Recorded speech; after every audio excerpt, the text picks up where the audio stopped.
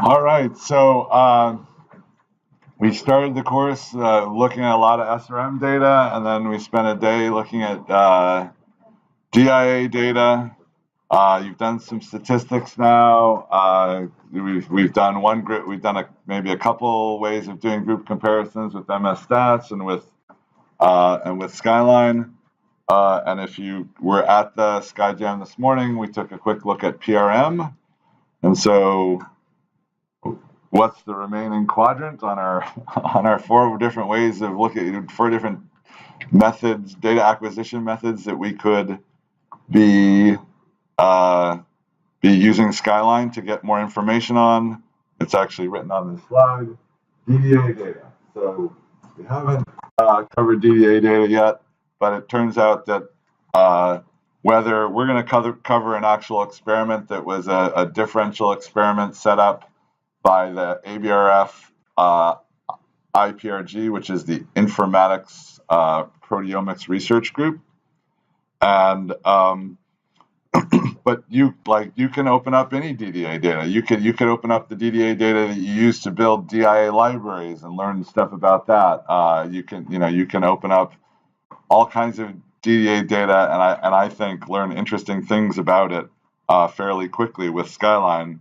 And I've actually heard of people going back and looking at results published in papers that didn't use Skyline and learning something about the data that they felt the authors didn't know. So good idea. Look at DDA data. This is a quick overview of this is where we are. MS1 chromatogram extraction from DDA data. And at the time I created this slide, I was saying, if you come over into the survey acquisition mode, you frequently have this question of you could be over here doing broad genome-wide or proteome-wide. Over here you can do either the kind of study that Lindsay was talking about, where you are targeted, and you know your group of friends that you're interested in, and you've done a lot of refinement work, or you're in the big stadium and you're just doing a broad discovery type proteomics, and Skyline supports both of them. We're gonna look at this DDA data set that allows us to transition from a big broad experiment to maybe a set of things we want to look at more closely.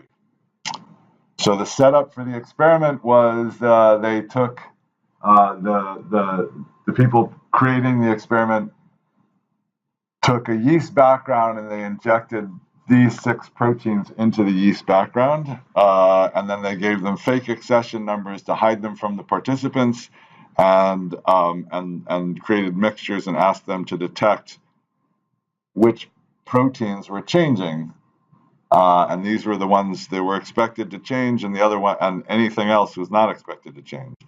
So it's actually a 4-sample experiment, but we're going to only look at 3 samples of it because it's easier to teach. It's the screen real estate requirements are less, and and there's all there.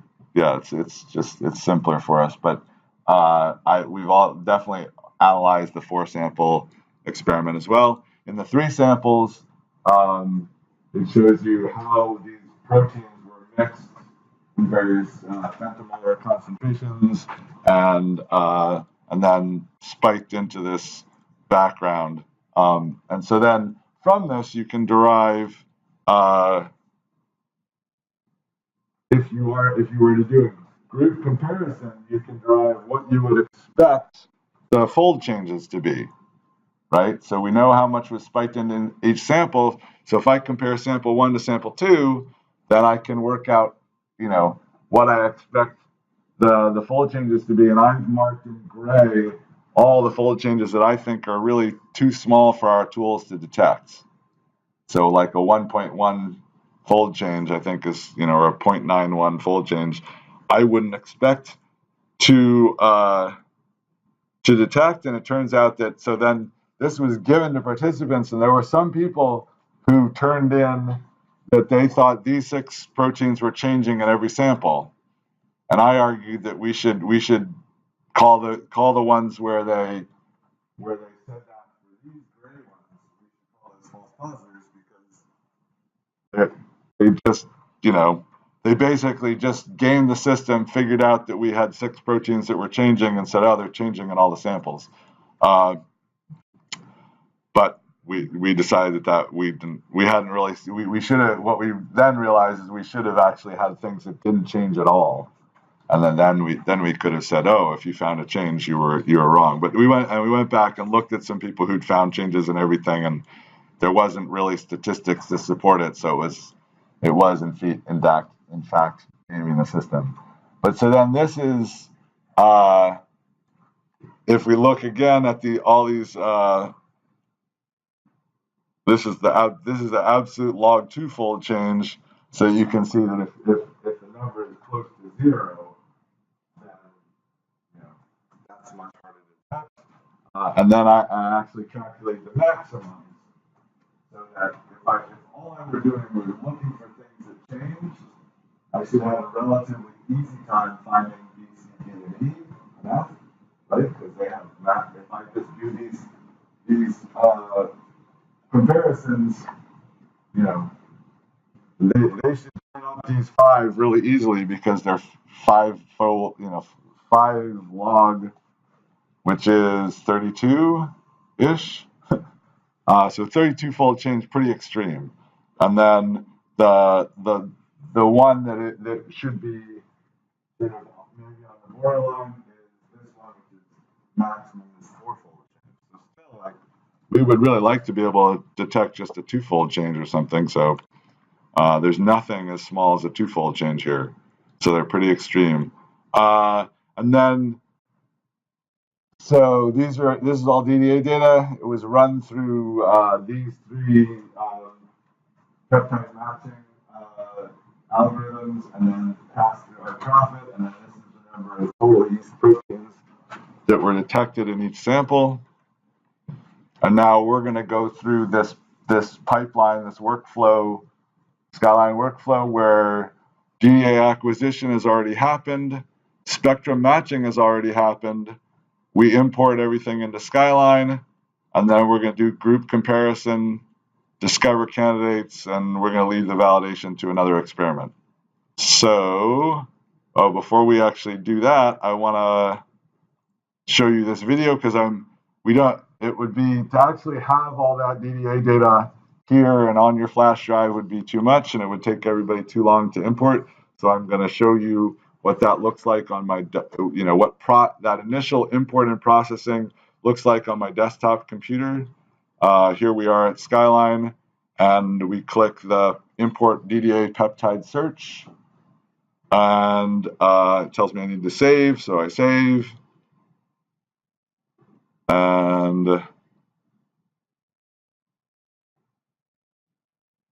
then now I'm going through this wizard, and we went through this wizard this morning. If you were here for the PRM, I find some PepXML, and included this is going to build a library. So this is building my library from my 9 samples, and then now I've sped things up to where it's every second is a minute, and so that was probably a couple 2-3 minutes.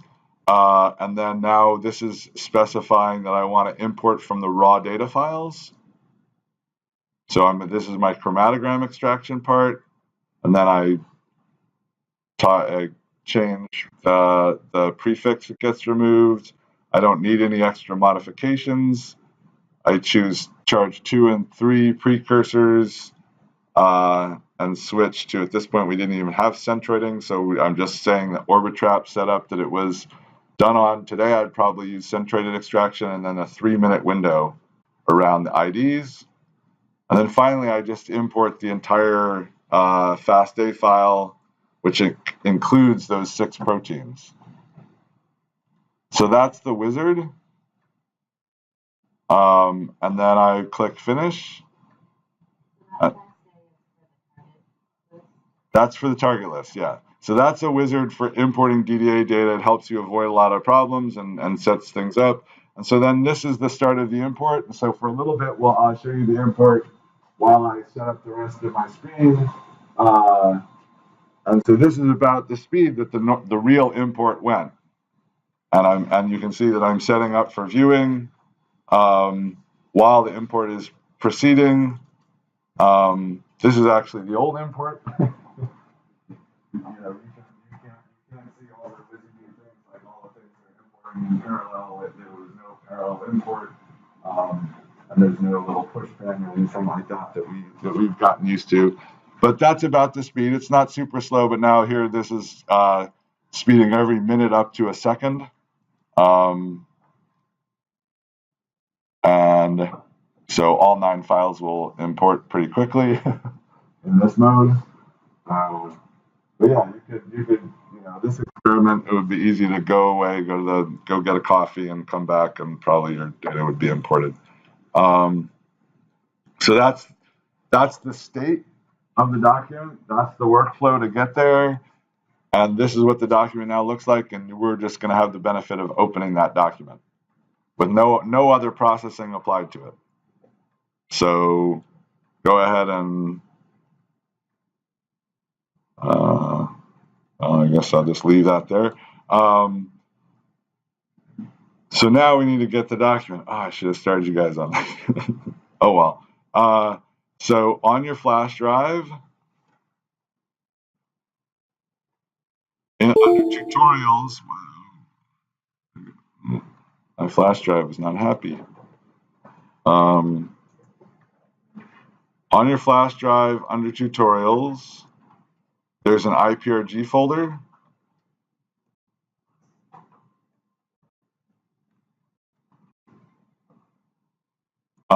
So grab that IPRG 2015 and drag it to documents if you haven't already copied just everything.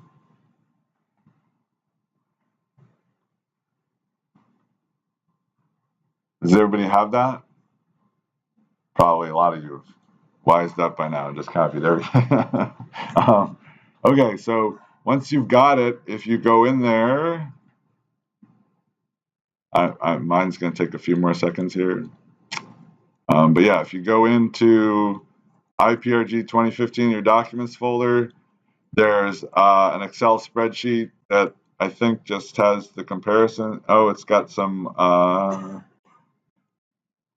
So yeah, here's like some of the calculations that I did and the actual blinded and unblinded accession numbers in case you wanted to look up those proteins. But we don't really need this document at all here. There's a FASTA file that contains the 6 steady proteins and a FASTA file that was the FASTA file that was given to everybody. So these are the unblinded proteins. This is the full FASTA file that was given to the participants, and then this is the unprocessed document with these .sky.zip files. Well, we can open and have a look at it. It's got a sky.view, and a skid, and a blib. Let's quick quiz. The end of the course. What's a blib? A spectral library. And a skid? Chromatogram extraction. So it's the biggest one, right? It's 2 gigabytes here. When it's unextracted. So yeah, so let's get unextracting it, or like uncompressing it, because it might take a little bit. So we got to go back to Skyline. If you don't have an open version of Skyline, unfortunately with the sky.zip files, you can't just double click them and have them pop up in Skyline.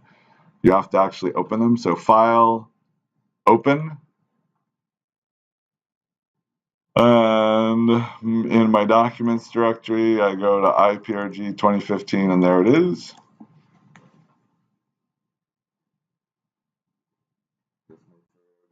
Here. Yeah.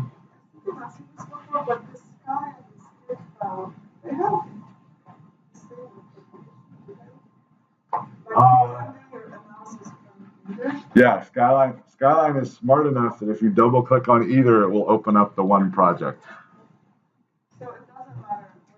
It's not that they contain the same information. It doesn't matter which one you double click on.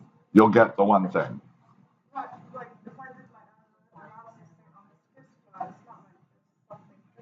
There's no such thing as doing your analysis on the SCID file. You're doing your analysis on the project, and the project, and so you just have to think about Sky and SCID lead to the same place, you know. So there's no there in just it's just in terms of you know. So here, this is inside a zip file, so I would encourage you not to double click on things inside zip files, because that has definitely led to some confusion. But you can see that there's an icon by either one of these. If you double click on either icon when it's out in normal folder, you would end up in exactly the same place. There would be no difference. Okay, so let's go ahead and get opening this one.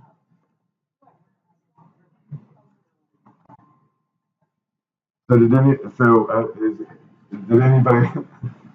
I guess smartly do this before I told you to do it? No, okay.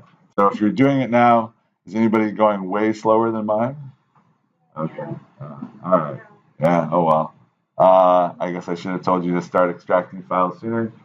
Mine will finish up fairly quickly here. And then we'll just at least, you know, I won't do much, but we'll get we'll at least get a view of the data, and you're going to hopefully, I believe that you're going to see it looks a whole lot like the end of that video. That's the intention, is that video matches this file. Oh, the color's changed. No. So it's still loading the SCID file, so it says chromatogram information unavailable, but it should change that in a second. And so now here are the chromatograms, which, if you ignore the color change, they're pretty much the same as we saw before. If you were short on-screen real estate.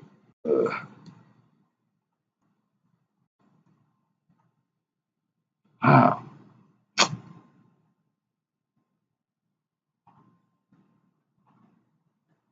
That's kind of unfortunate. Really? All right, I'm gonna go properties for me. I don't know if other people are having trouble seeing everything. I'm gonna change the font back down to normal, which may be a little harder to read, but it gives me more screen real estate. Okay, so we can see some. So if you're looking here, one of the things I tell people is really important, but like before you start even thinking about DDA data, you should make sure that you see IDs, right? Because if you use Scott, so there are cases where search pipelines don't well, what are let's say the two things that you need from a search pipeline in order to be able to put ID annotations in here. Anybody have a thought on what those two things would be? Actually, let's go look at our library. So we can go view Spectral Libraries and see our library. So I encourage you, you know, when you just start working with DDA data, to do a few just basic checks on your DDA data to make sure that things got processed reasonably well.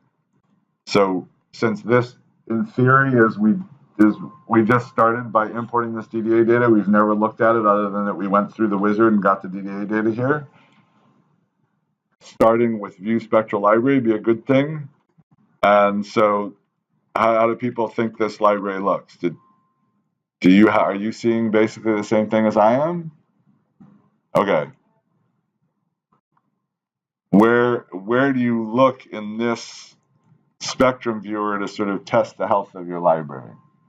People have ideas from prior libraries at this point, or?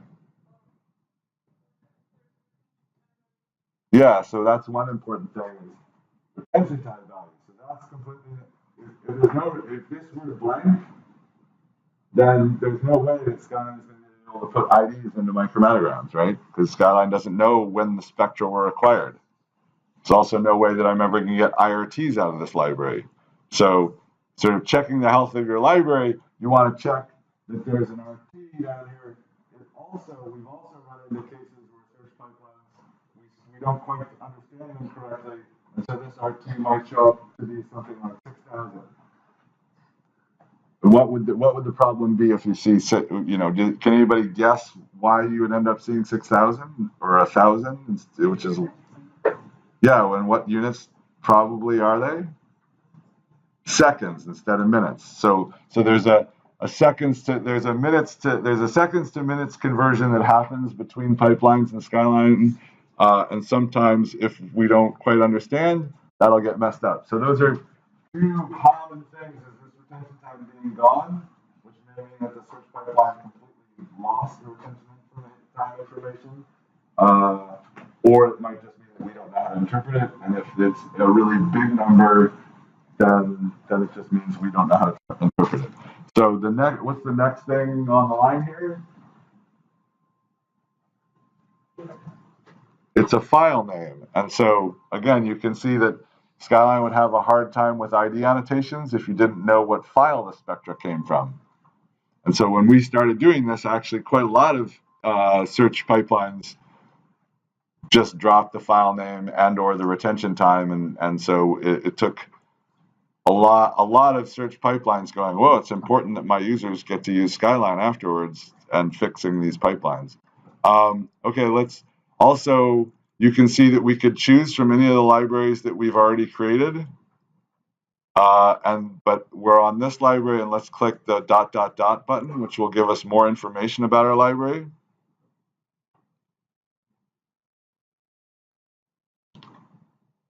So unfortunately, so we've added new information to this recently. You can see how many best spectra came from each run, which means that Skyline there's total matching spectra, which are huge, right? And then this is, which file did Skyline choose as containing the best spectrum? And so I think it's kind of encouraging that it's sort of evenly distributed. If you saw one that had a really low number, it might mean that file might not be very good. In this case, it was built before we actually stored the cutoff score. In processing this data set, I realized the fact that we were not storing the cutoff score was a problem, because I had a processing of this data from Sangtae Kim. He'd processed the data, and it turned out that I had no idea what cutoff score he'd used. He reported one, but I couldn't get exactly the same results as he did. And so we started storing more and reporting more here. But yeah, so then there's total match spectra, 200,000 unique peptides. So this all looks great. 9 files. This is all what I'm expecting. So click OK. So that's pretty good. That's about all you would need to do for library validation. And then the one other thing that you would want for just processing validation.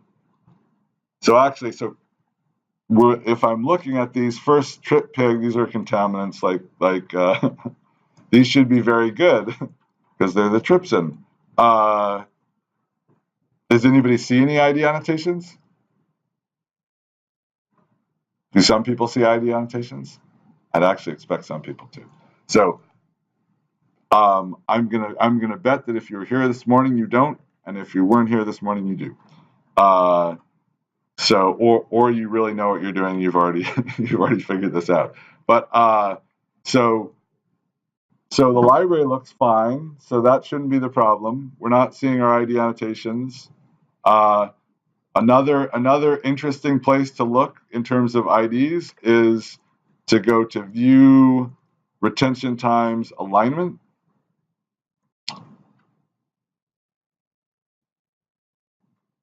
And that may take a second or two to come up, but it does a fair amount of calculation. Then it graphs the alignment between runs. So this is, you don't need, if you're doing DDA like this, you don't need IRT, right? We can use the library times to do, way stronger alignment than we can get out of IRT, because we use thousands of times. So we're way better at predicting retention times run to run when we have this many things to start with. And so you can see here on the right, it says how many points were used in the alignment. This is about 15. So where do these points come from? And what are the times? Yeah, they're matched spectrum times. So they come from matched spectra. And then outliers, we can see some things that we may think look kind of visually like outliers, but there are too few of them to have really any impact on this regression. This regression is, again, it's like 16,000 points, and we can see, maybe 20 to 50 points that are off the line. So, and you can go through here, and in this case, everything looks good. I have seen cases where one file kind of stands out and has really lousy alignment. This morning in our PRM data, we saw a pretty lousy alignment. But this is what it should look like. You can see the R values are all like 0.99995, 0.9996. In fact, there's nothing that doesn't have 3 nines. And then you can see the slopes are very close to 1. And then the intercepts just sort of indicate some shifting, a small amount of shifting. I think overall like less than a minute on all of them. So that lousy alignment, do you think it was due to like IDs just not enough matching intervals? Yeah, I don't know. I'm not. Yeah. Usually they're pretty good, but yeah, to me it usually implies some sort of weird chromatography problem, or maybe somebody started collecting before they'd really condition the column, or so there's. But I don't know what that was the first time I'd ever looked at that for that particular data set. Okay, so we can see here our retention times. You can, in the retention time plot, you can right click and say align times to a particular sample. In this case, it's the active sample. So we just go align the times, and then you can see that, wow, now the retention time correlation looks awesome. Because we're using a lot of times. And that reduces the variance even more. Right click, and there's this align. So right click in the retention time plot or any of the chromatogram plots, and there's align times to this. Let's turn that back off for a second. So you can turn it on, then turn it back off, and we'll stick for the moment to sort of normal retention times. So okay, so we need to figure out how we get our IDs back. Anybody know?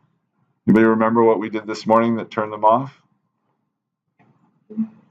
So this is another place that if you ever load data, you see no IDs, you want to right click in the chromatogram graph and check this peptide ID times, and here we have none. So we definitely want matching. Right click peptide ID times matching. And so now you can see the matching, the ones that actually say ID. And then this is kind of interesting, right off the bat. We're seeing that these are really good peptides, which are, I think, identified in every run. And where are the spectra being sampled?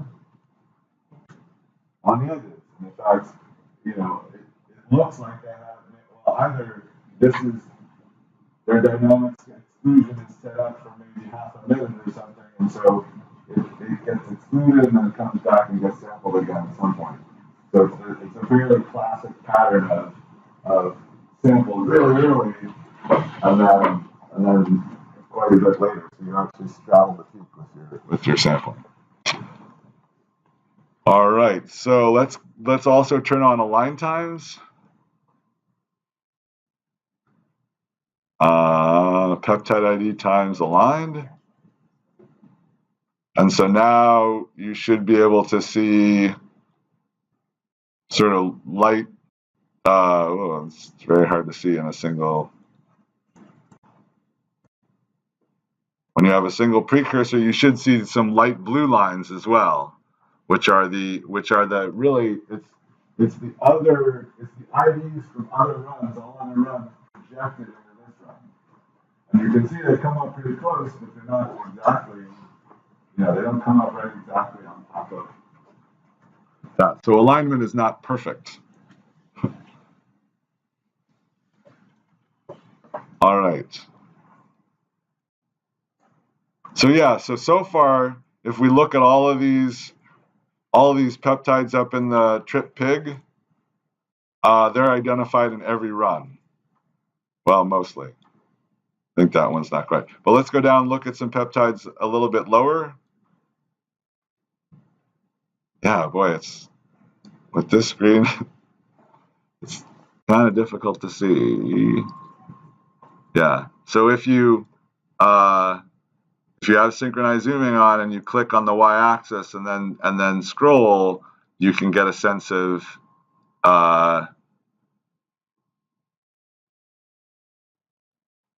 I'm surprised that that's not just already forcing that. You can get a sense of which IDs, which ones have IDs in them. And so does this run have IDs in every run? Or does this? Yeah. So it's got IDs in 4 runs, and this is more typical. But like, does it have signal? Does it have really nice signal in every run? Yeah, I think so. Pretty good. There's no interference. So it is kind of this is DDA data. This is why in a lot of cases we want to move to, people like Mike want to move to DIA data. Is that you're really the instrument is just sampling, and a lot of times it's missing things. So this is a good case. What is going on? And then this next one is even, it's only been sampled in a single run, right?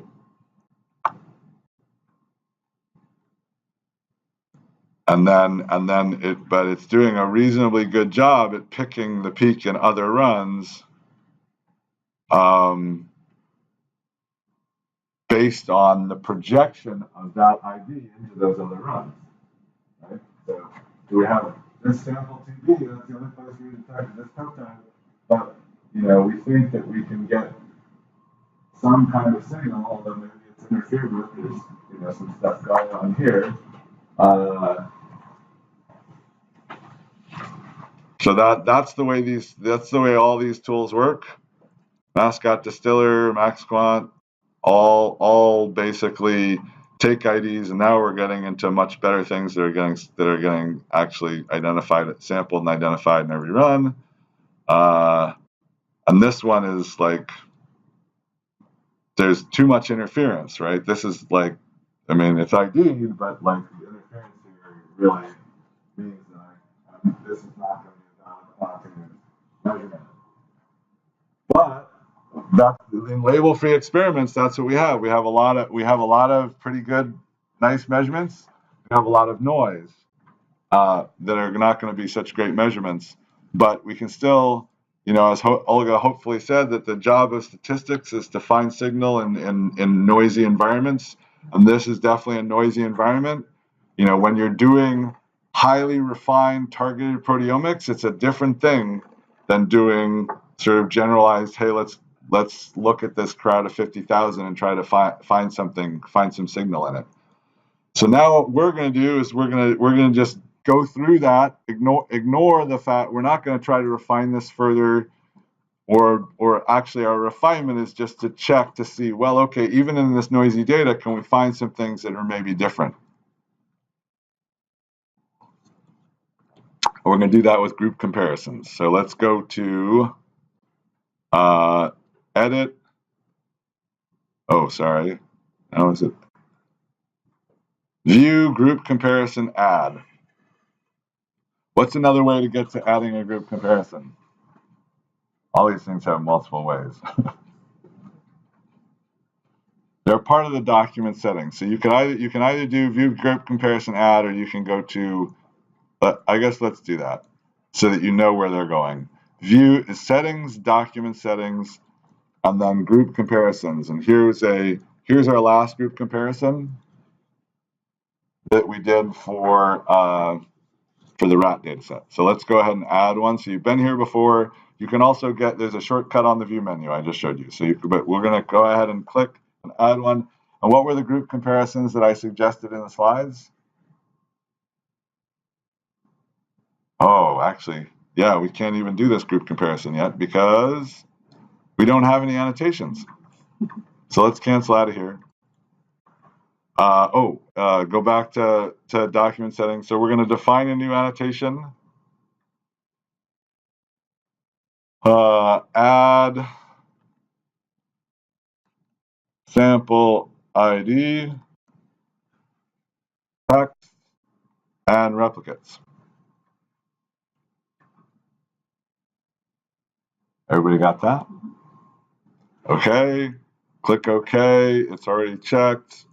We'll click OK out of here. How do we get that set? The document grid, right. So we go to View, Document Grid, and I'm on peptide ratio results, which is not going to be so useful here. And I want to be on replicates. So here you can see my sample ID, right? And you can easily just go 1, enter 1, enter 1, 2, enter 2, enter 2, 3, enter 3, enter 3, and now you have all your samples labeled. You have to set up in the group comparison. You have to add the annotation there in the document grid. No, we did. No, what do you mean? Sorry. Well, where will you have to? Oh, you have to. Yeah, settings, document settings.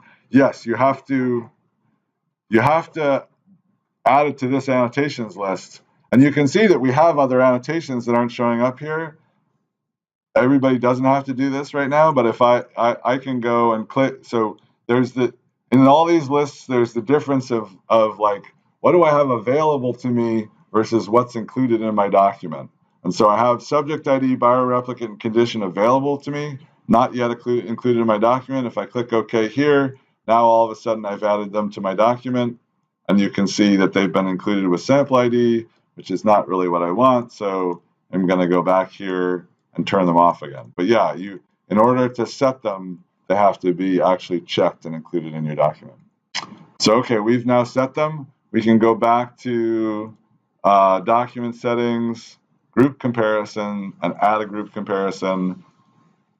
And what's our first group comparison? Go back here.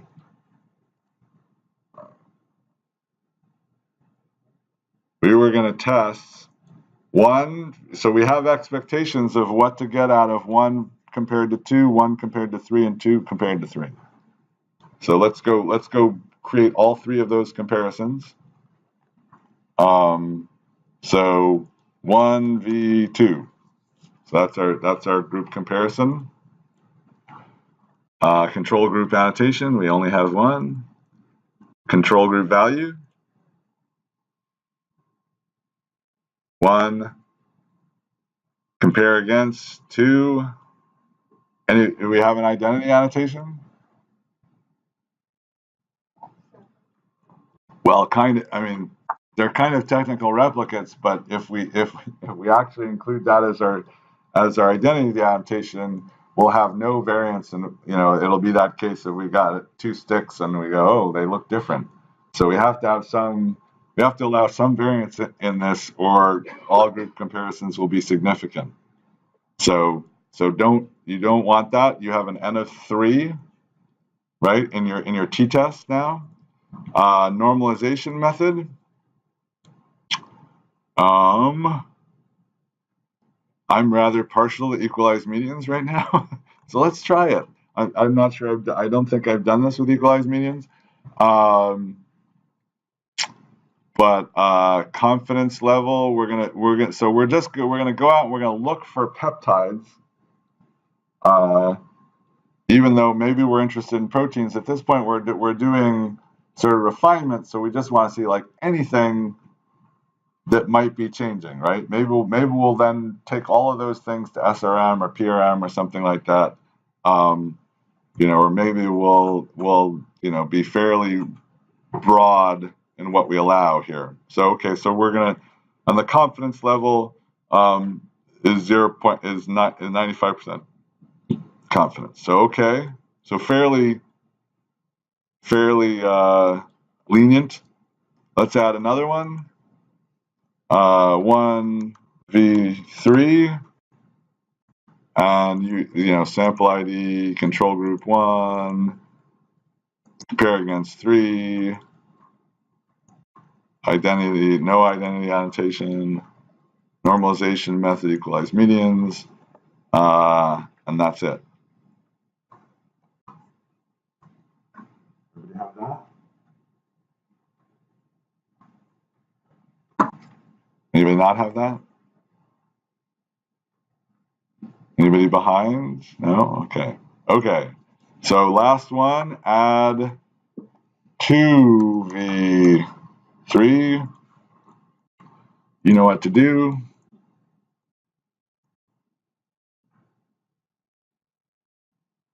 Make sure you equalize medians, and then otherwise just leave the 95% confidence interval in peptide.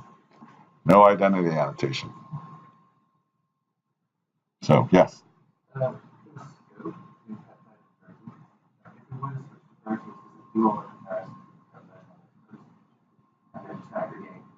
it will aggregate all your area into the proteins and do the t-testing at the protein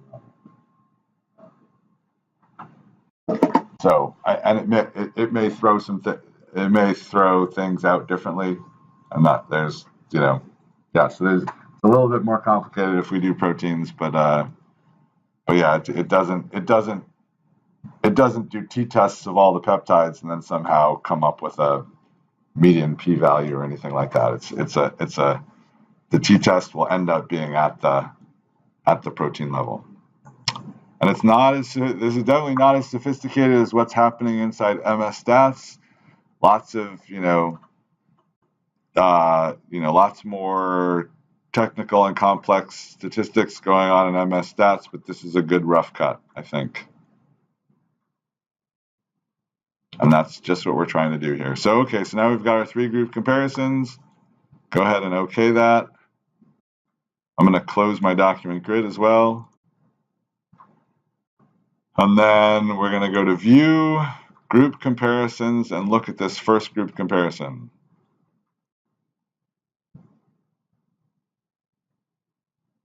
And it may take a few seconds to calculate because there's 26,000 things to do the calculations on.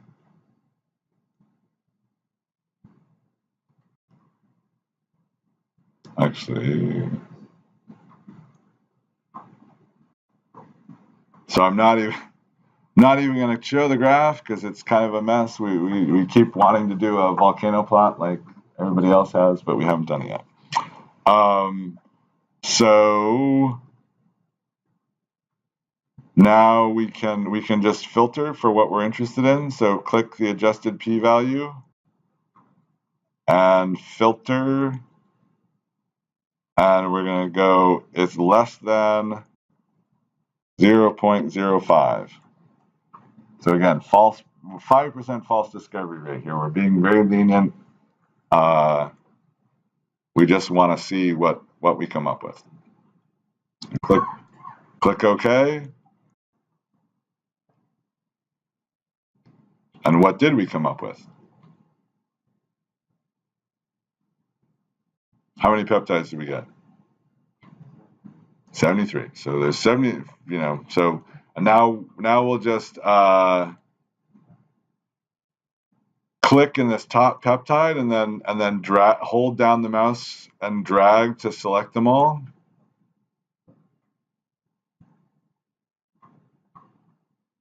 I mean, now at this point we've got 75. We could actually click the show graph button too. Have a look at the graph. And then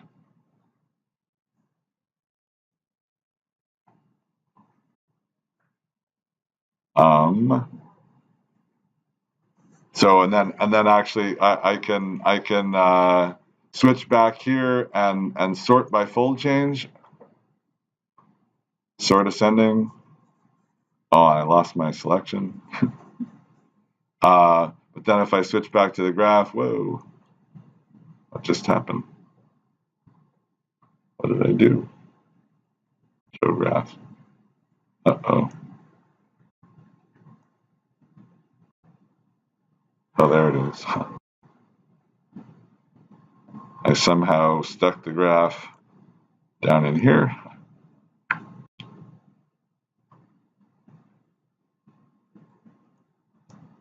So anyway, so you can see those are the significant fold changes, and they all look pretty good because I'm having to adjust, so they should look pretty good because when I start with 20,000 things, I have to do a lot of adjustment to make sure that I'm not bringing in false positives. All right, so let's go back to the grid. Start at the top peptide, click up in the corner here, and then drag to select all 73.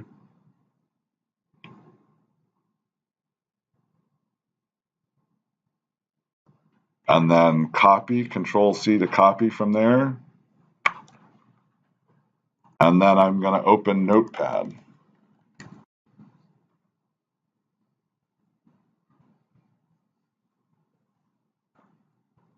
And in Notepad, I'm gonna edit, paste, and then I'll just wait for people to know that they're with me. Anybody need to go through anything again? Okay. Everybody got Notepad with a list of 73 peptides in it? Cool. Okay. So then we're going to do that again. View, group comparison 1v3.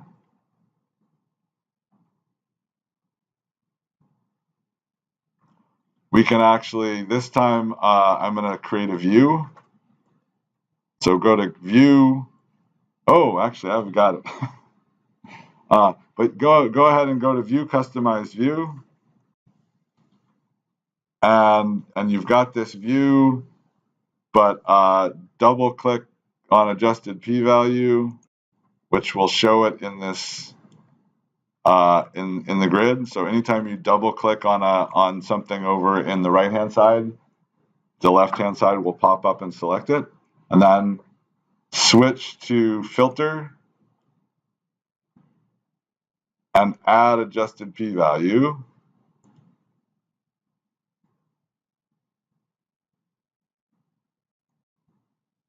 And then we're going to set up a filter where we're actually going to formalize what we did last time just on the fly. So adjusted p-value is less than 0.05. And we're going to call this, last time I called it significant peptides, but I'm just going to call it sig peps here. So once your filter, so nothing needed to change on the default view other than the filter. So no column changes or anything. We're just adding this one filter. Adjusted p-value is less than 0.05.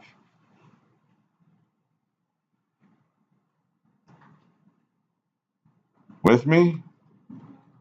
Everybody? Okay. Click OK. And now we're in that view, and here it says that we got 106 peptides.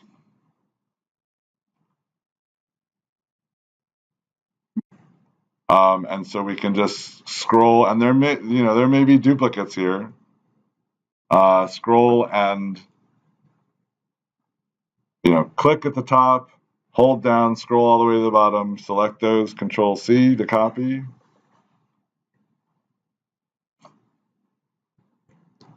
And switch to Notepad and just add to your list. So we're just building up a list of peptides to bring to our next level of refinement.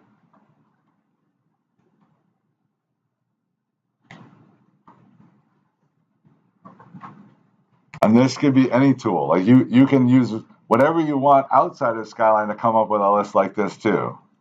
I'm going to show you how to then apply the list to the file.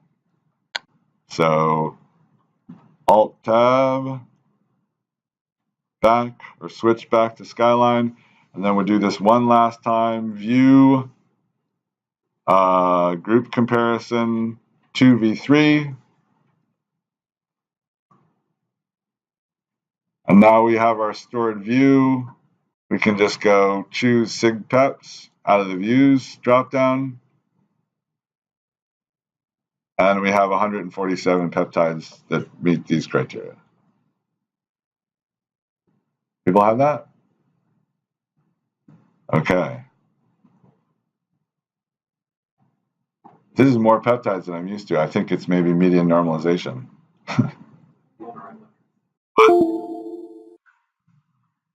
Yeah, there are probably a lot of duplicates, but without median normal in the past, without median normalization, I'm used to seeing more like 40, 30, so I think I've been having good luck on other things with median normalization. I'm becoming a believer in it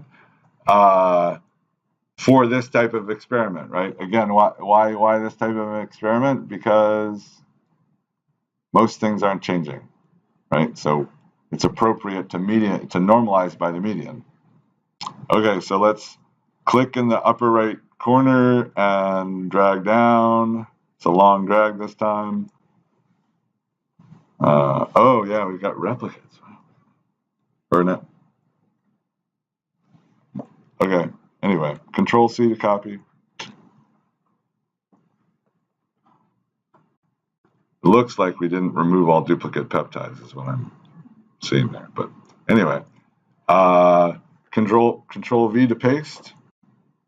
Wow, look at that last one. This is showing up in a lot of proteins. Okay, so we've got our list. Let's go back to, Control A to select everything. Control C to copy that. And then switch back to Skyline and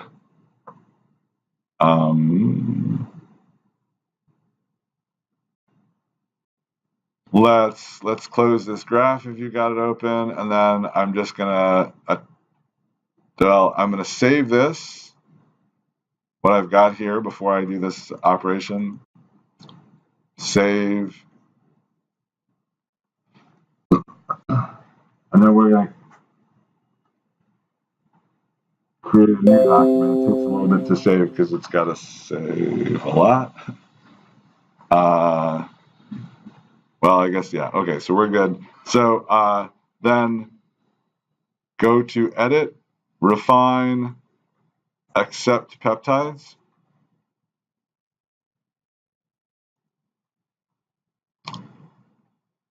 And just Control V to paste that entire list in there, which will end up looking mostly like one peptide at the end here. But there's lots of other ones in there. So we don't care about modified sequences, and we do want to remove empty proteins because there are going to be a fair number of empty proteins. What?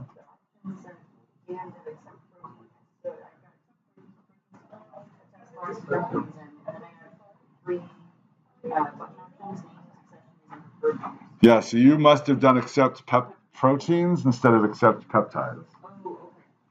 So then you probably get an error when you clicked OK too, because there would be no proteins by this name. Yeah, but so you gotta get to accept peptides with your list and get the list pasted in.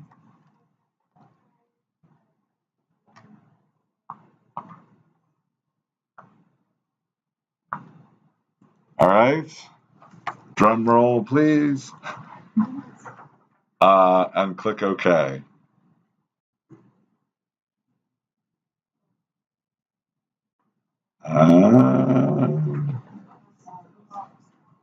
Yeah, it'll take a second. It's a lot of work to do. So now, how many peptides do we have left? 241. How many proteins? 173. Okay, so that's a lot of proteins. Probably a lot of them are just that one peptide. But there are only a few that have multiple peptides. So a really quick way to cut to the chase is to go to Edit, Refine, Advanced, and we can say minimum of 2 peptides per protein.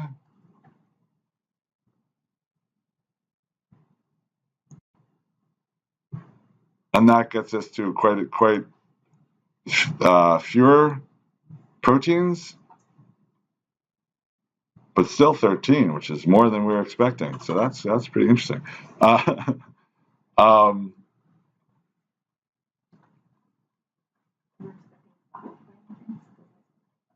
That's what you have? 5? Yeah, I have to use daily stuff. Oh.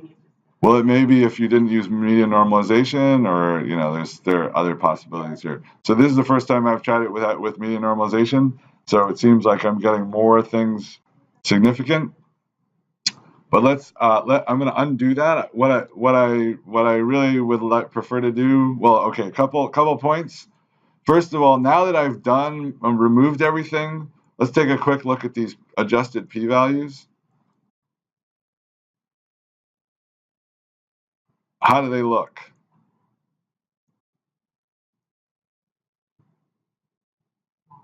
Right? Stunning. Like really, really good. So I've been talking to Nick about maybe we should have a way of locking the adjusted p-values so that they stay the same even when you change your document. Because yeah, if I undo that last operation, the big one, then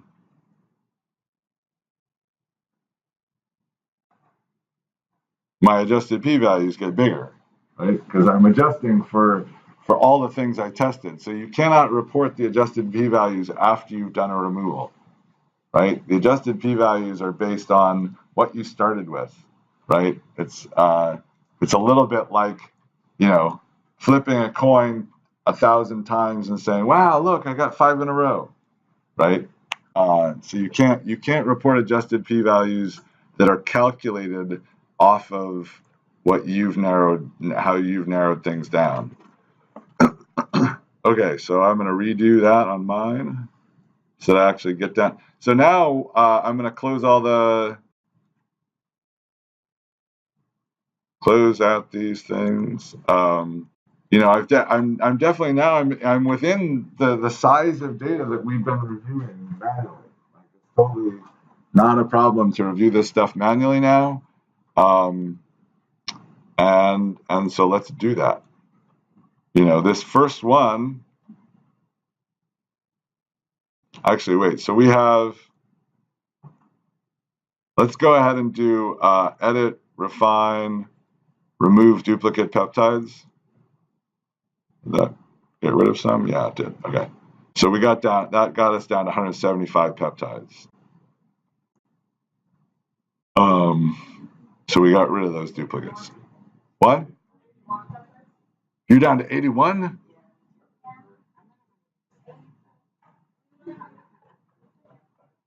What? I undid some stuff, yeah. So I undid the I undid this 2 peptides per protein. Sorry.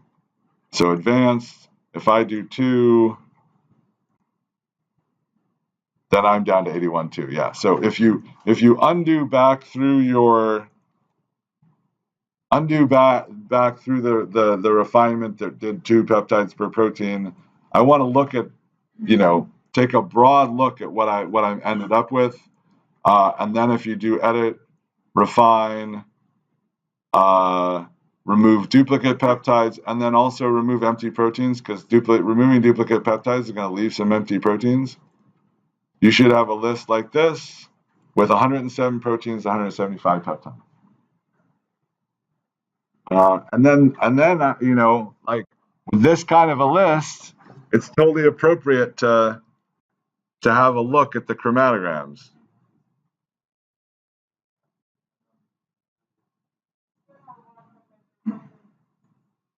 One peptide per protein? That's what I'm trying to do. I'm not, I want, what I'd like everybody to do is refine. I'd like you to look at your undo and remove and undo back before you remove the two, you know. So I want us to have basically the broad thing that we ended up with, even including single peptides, and not filtered down to, because I think we'll get some insight into why we might get quantitative false positives in this case by looking at things that we know are false positives.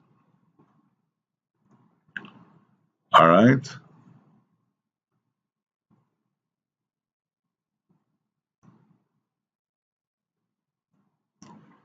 All right, so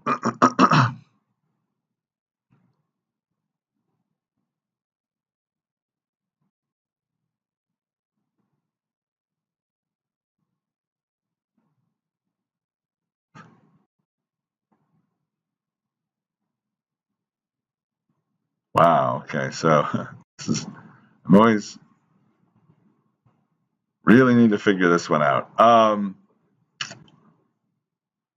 So for some reason, I've lost the ability to order by my document or required time, and I think I'm locked into order by acquired time at this point. Huh.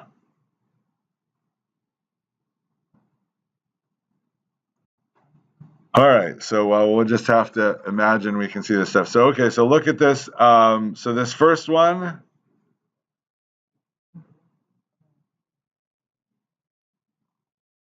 I'm going to synchronize zooming here so I can see that sample 3 seems to be more intense than the others. I've only identified it in 2 of my samples, sample 2 and sample 3. But the signal looks pretty good. And the replicate measurements, I wish I could reorder these. All the sample 3s are upregulated and the other ones are down. And so there doesn't seem to be anything that I can see. All the isotope dot products look great, right? So there's no good reason why this should be upregulated. We have no explanation for it, but as far as the statistics went, looks great. Like there's nothing we can call out and say, oh, there was a mistake here. So let's go to the next one. And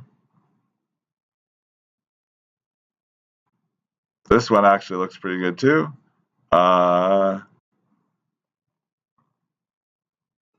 This one got identified in 5. And yeah, sure, it looks like maybe about a little less than a twofold change, with reasonable stability in each one. So next, ooh, and rather than looking at the split, let's look at the yeah. All right, so this one I think actually this looks fine too to me. Wow, that's crazy.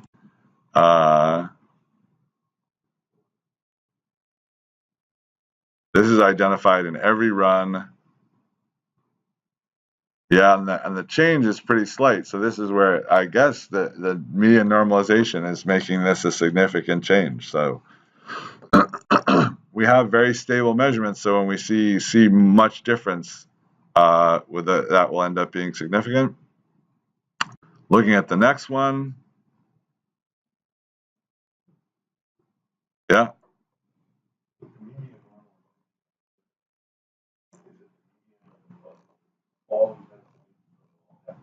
Yeah. It's like TIC normalization.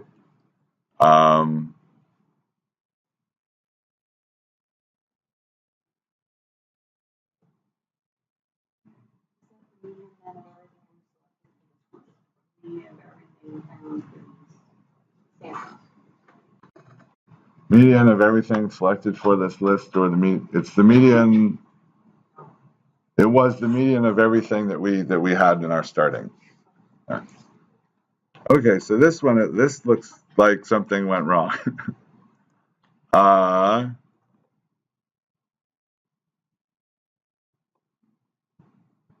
So this is one where it's selected in only one peptide. It's detected in only one sample, and actually when we look at it, it looks kind of okay, and I'm not quite sure why Skyline's not ending up picking it here. So this one, I think it would be one where we would manually decide, yeah, this didn't really work out, and we could just delete it if we changed it to select these samples and remove this peak. Then, there's not really very much change here. So we could delete this one manually.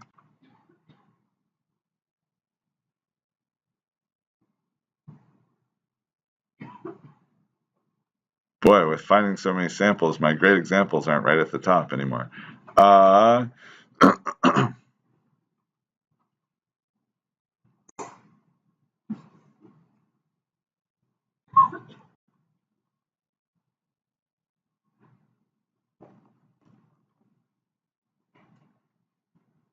right, I'm gonna just look for an example that I think is interesting. Whoa.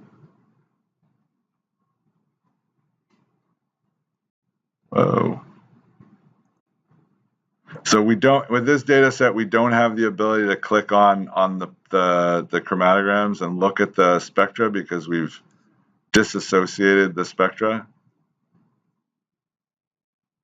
All right, how about this one? Is there anybody see any problems with integration on IYIQDTV?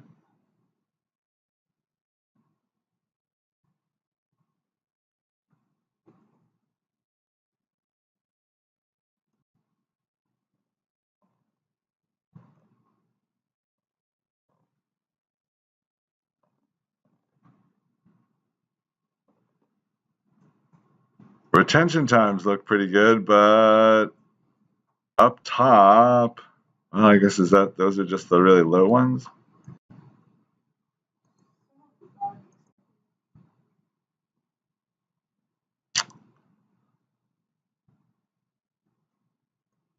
How are the isotope dot products? Well, they look fine.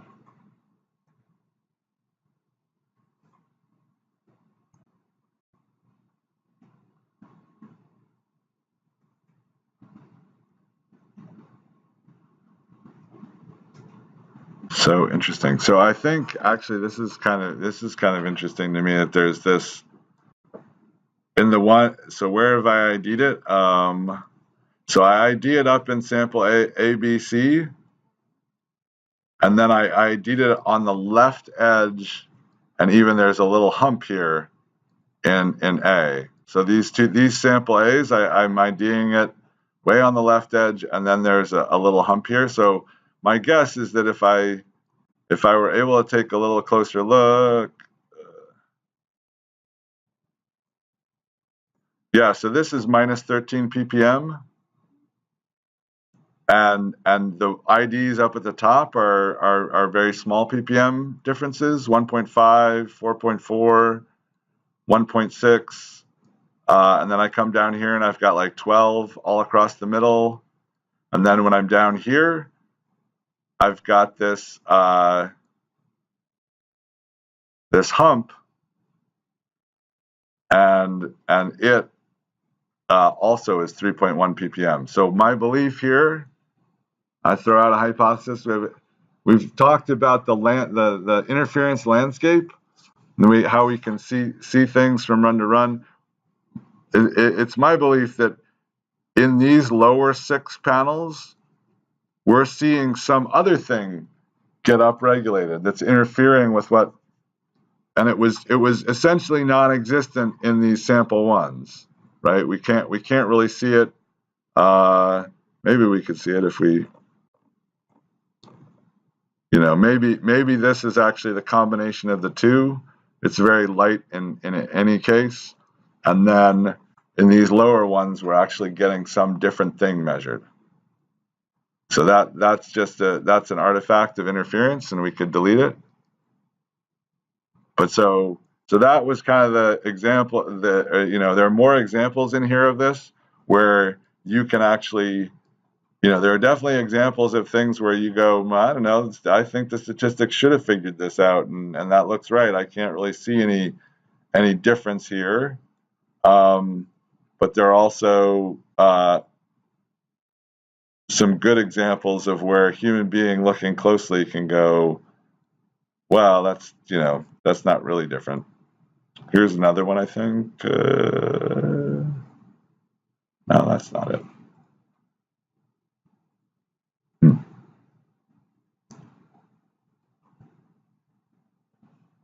Wow, this is so.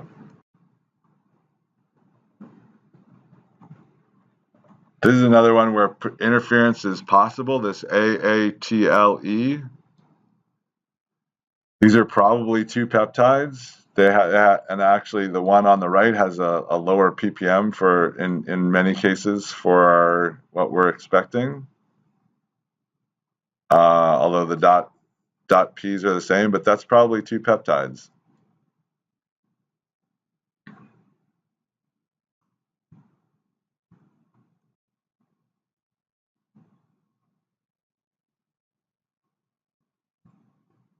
So I'm going to let you guys, we'll all have a look. I want you guys to try to find something and call it out, and just give everybody else the peptide, and we'll have a look at why you think it was integrated incorrectly. And that may have led to it being detected. I have another one.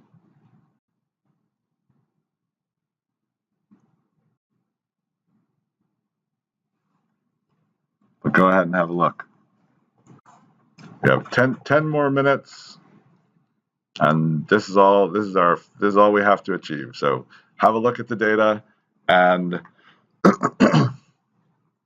try to come up with. And so I purposely set things pretty loose. Like I might be, my statistics I might want my statistics to be tighter if I was really worried about false positives, but I set them pretty loose so that we could end up with some cases where we could see the issues with reduced selectivity that we get in MS1, where really all we have to tell if we're looking at our peptide of interest is if we have an ID and a decent isotope dot product, which is going to happen a lot more than we would like. Okay, what's that? NAESSL. So, oh yeah, here it is. Anybody can find it, but if not, you can have a look. And oh yeah, that's a great one. I think this also, yeah, sample 3 looks big, but in all the other ones, you can see. Well, do you want to explain it?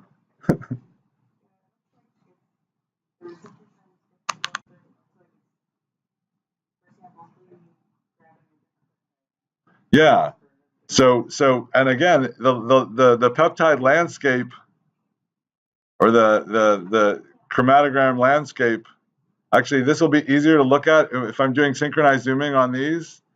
It'll be easier to look at if I right click and we go back to that align times thing. Then everything will be sort of in the same view.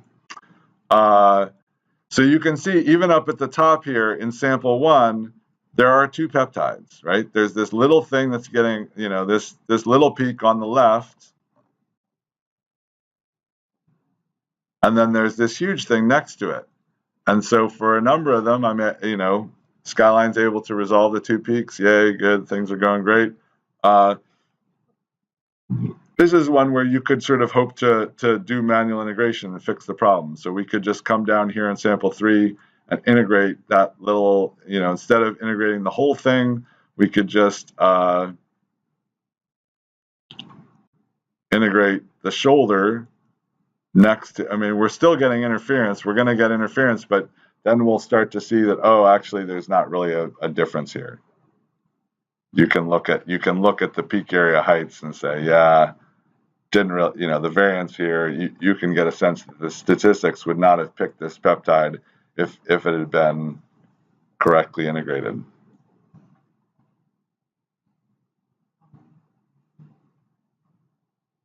Even though these two peptides are so close, the peaks aren't actually fully resolved. And so there's always going to be signal from one and the other.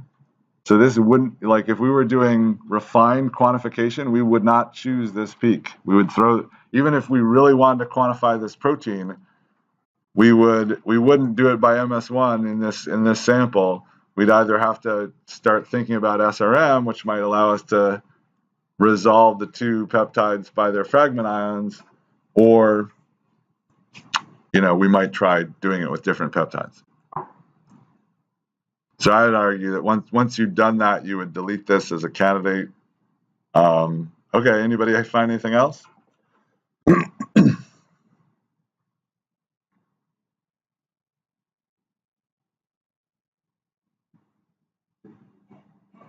Actually, the very next one. The very next one, SIS-TDD. And what's going on there?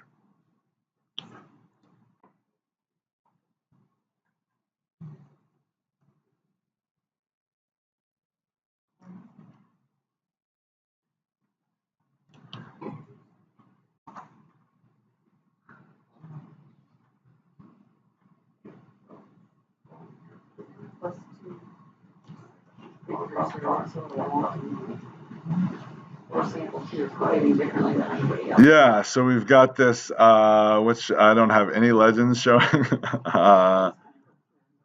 So yeah, the M+2 is the M+2 is supposed to be small for this peptide, and sometimes it's showing up big, and then this one time here it kind of shows up off to the right. So it's contributed by some other peptide, right? So yeah, we could think about, we could try that. We just go like delete that one. You can see that there's another peptide on M+1 kind of close by, but hopefully it's not interfering with us. But once we get rid of it, we can see that there's not actually, is not a changing peptide, right? So we can get rid of it, and then we look at the, that's nothing's happening with that peptide. So again, that was a false positive and sort of noisy data, inability to resolve all of our transitions, the fact that it's just not that selective a method, and with all likelihood, you can find this kind of stuff in other people's data, even published data if you go look at it. So we, I highly recommend that you just adopt this as a tool for looking at and debugging MS1 DDA data sets. Ina was telling me about data sets that she looked at recently. I think we maybe even mentioned this before, the case of, well, I didn't get any IDs. Is there any evidence that peptide was there? And deciding no. So you can do things like that. You can just get we built a library from 3 samples that were unnamed samples, and I happen to know that one contained only yeast, one contained only E. coli, and one contained only human, and that was immediately obvious which one was which once I loaded it into Skyline, right? Because I could just see the quantitative numbers. Yeah.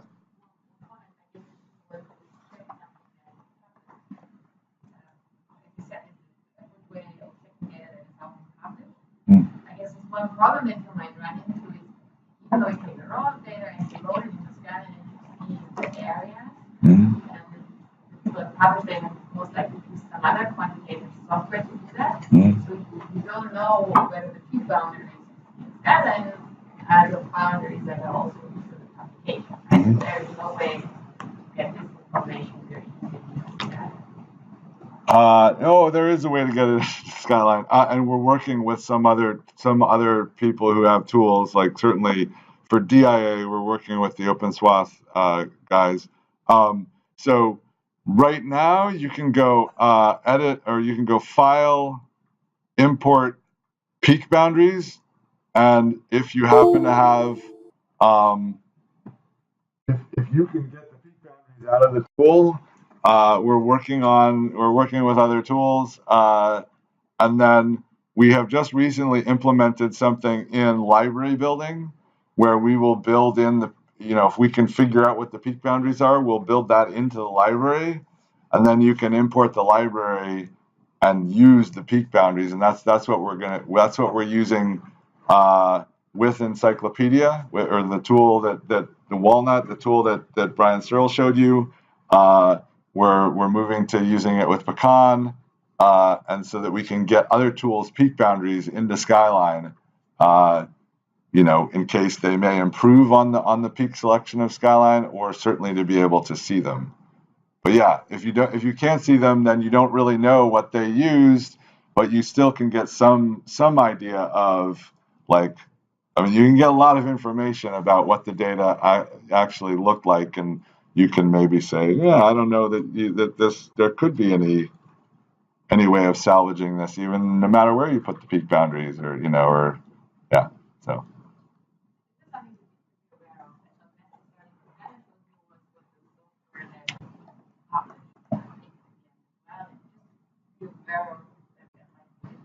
Yeah, absolutely. So you should be aware that other tools may have integrated things. So will have integrated things differently from Skyline.